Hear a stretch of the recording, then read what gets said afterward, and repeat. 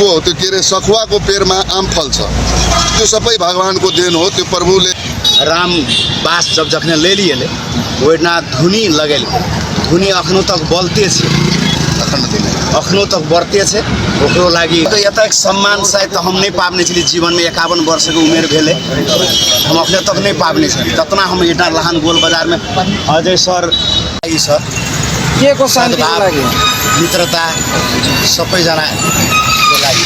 तपाईको यो यात्रा कहिलेदेखि सुरु भयो? म 4 गतेदेखि सुरु भयो। यो यात्रा कहाँदेखि कहाँसम्मको? मेची पुलदेखि पश्चिम महाकालीसम्म। अनि यो यात्रा कति दिनमा सक्ने तपाईको प्रण छ? यो मेरो 12 देखि 15 दिन त्यहाँ त लागिहाल्छ। राम बास जब जखने ले लिए ओहिना धुनी लगेल, धुनी अखनो तक बोलते छे, अखनो तक बढ़ते छे। ओकरो लागि कुछ प्रचार सब छे। जेना अइज लाहान के तक यता एक सम्मान शायद हम नहीं पाबने छली जीवन में। 51 वर्ष के उमेर भेले, हम अखने तक नहीं पाबने छली। ततना हम एटा लहान गोल बाजार में अजय सर बहुत रात के हमरा अथी कर देलकै। ओहिना थारू लॉज में बैठू, खाना साना सभी व्यवस्था कर देलकै, अपनो नाश्ता के व्यवस्था कर देने छले।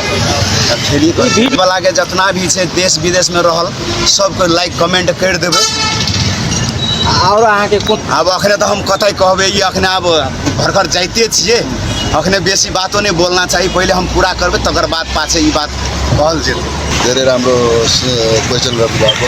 त्यो रामधुनी भनेको त्यो सतयुगको पालामा चाहिँ प्रभु रामचन्द्रजी त्रेता युगमा त्यहाँ रामधुनीमा मैले पनि गएको छु। त्यो ठाउँमा एकदम रमणीय ठाउँ छ। त्यहाँ रुखको त्यो के अरे सखुवाको पेरमा आम फल्छ, त्यो सबै भगवानको देन हो। त्यो प्रभुले ऊ गरेछ। त्यहाँ अखण्ड धुनी अहिलेसम्म चलिरहेछ, त्रेता युगबाट अहिले सतयुगबाट अहिलेसम्म चलिरहेछ।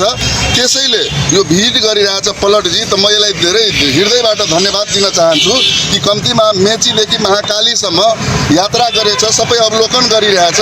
त्यो लहानै होइन, यो देशैको एउटा धर्म स्थलको त्यो निरीक्षण गरिरहेछ, त्यो सङ्कलन गरिरहेछ। त्यो यसको के अरे यात्रा सफल होस् त्यही मेरो कामना गर्दै र